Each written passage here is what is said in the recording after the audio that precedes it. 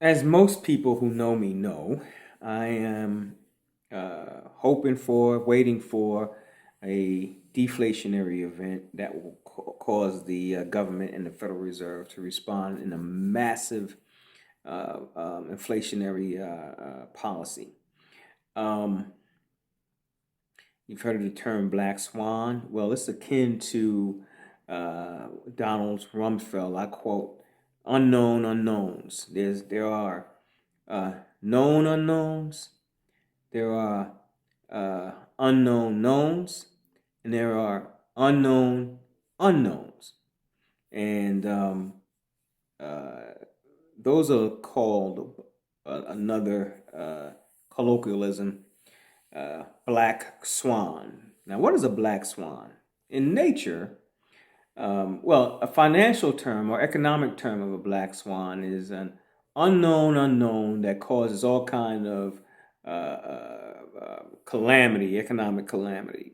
But it came from uh, um,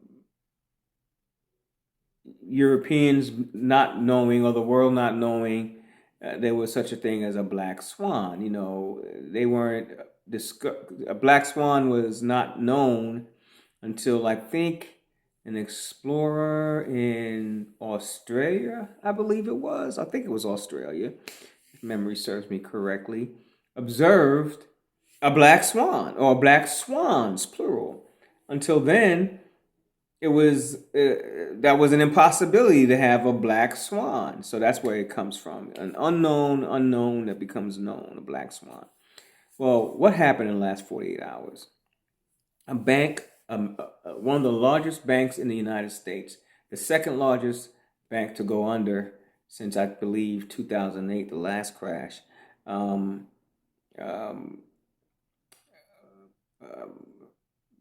had to be liquidated because of the issue of rising interest rates and how it would impact the bonds that they have on their books. Now, what do I mean by that? Okay, well, first let me tell you what transpired, and then maybe I'll break it down later. I'm gonna say later, I mean later in the video.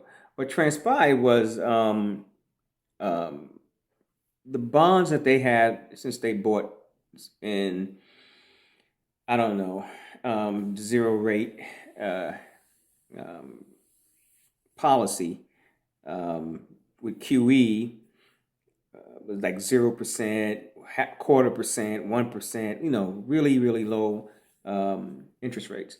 Well, as interest rates rise and new bonds are issued, those bonds become uh, um, lose value. And typically, when you're a bank or any company, you have to what they call mark to market. You have to mark down the assets as they lose value or increase in value. But these particular bonds, even though they lose value, they don't actually, for accounting purposes, you don't have to actually put them on your books as losing value because if you hold until maturity, you get the principal back, right? So prior to maturity, yes, they're losing value. I think these were worth like 70% of what they were purchased at.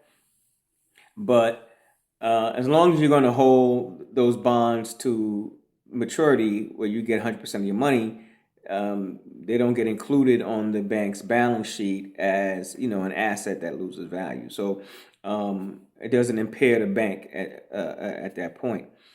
What started to occur was um, corporations. This particular bank, 93% of their customers were big institutions. And what occurred was these big institutions were making no money, having their assets in the bank. Now, when you put your money in the bank, that's an asset for you, but that's a liability for the bank.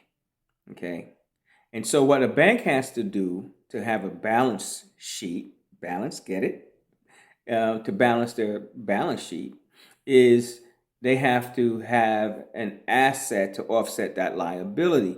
typically what a bank will do is lend money, okay, and a loan on their books is an asset, okay, and that will offset that liability for, that deposit. Um, and then you can also buy other assets, not just loan out money. You can buy other assets to balance that balance sheet. And so, what these banks have done, these small to mid-sized banks, did was they went out and bought um, um, notes and treasury bonds. These are um, um, bonds that were they notes? They could have been bonds that mature under a year. No, they were bonds, and so um, they were becoming worthless. But what happened was the customers they're not earning anything on their money. Now that you have bonds paying 5%, they were withdrawing the money out of their account. And since our monetary system, our banking system is a fractional reserve, fiat debt-based monetary system, which means you don't have to have a dollar for dollar um, um, um, reserve. You just have maybe, let's say it's as long as you have, let's say, as hypothetical, um, for every $10 you loan, you have maybe say $1 of of reserve, right? So in order to raise the cash to meet these redemptions, the bank, the last two banks, there was another bank I think called Silver something, and um, they had to start selling those bonds that were undervalued now, and thereby recognizing those losses. So you had some short sellers, and that are people like myself. I like short selling. When the stock falls, you make money. You're betting against you're betting that the stock is going to lose value, and so you gain as the stock falls. Well, these stocks were heavily shorted, and so they lost a lot of value.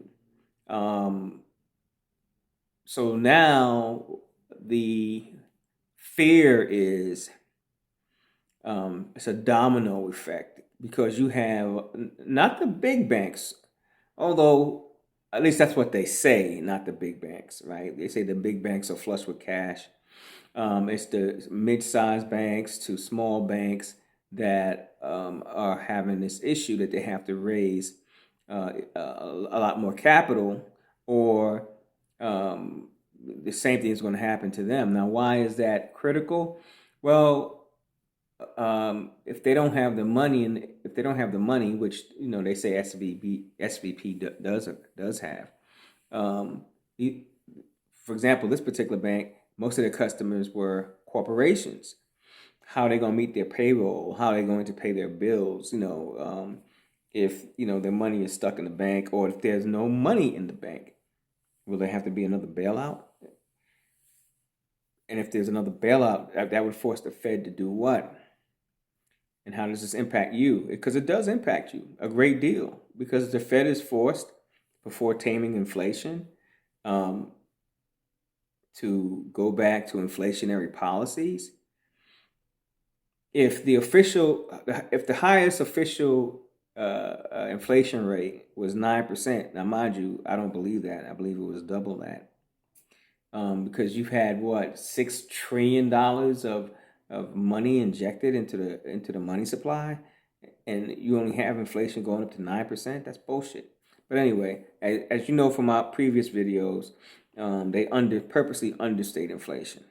But if we're at 6% now inflation rate, so they said, claim it's actually higher than that. But let's give it, let's use the official rate. What is it going to go to if they have to undo everything and go back to zero interest rate and do QE all over again? because that's what's going to happen. Remember now, I'm calling for a deflationary event. I don't know what's going to be. I don't know what the black swan is going to be. It could be this situation, right? That come, this week, it can blow up not just the United States, but the entire world. And then they'll have to, like I said, undo everything, and a lot of people are going to be hurt because inflation is going to kick ass, and then eventually, you know, it's going to crash the dollar.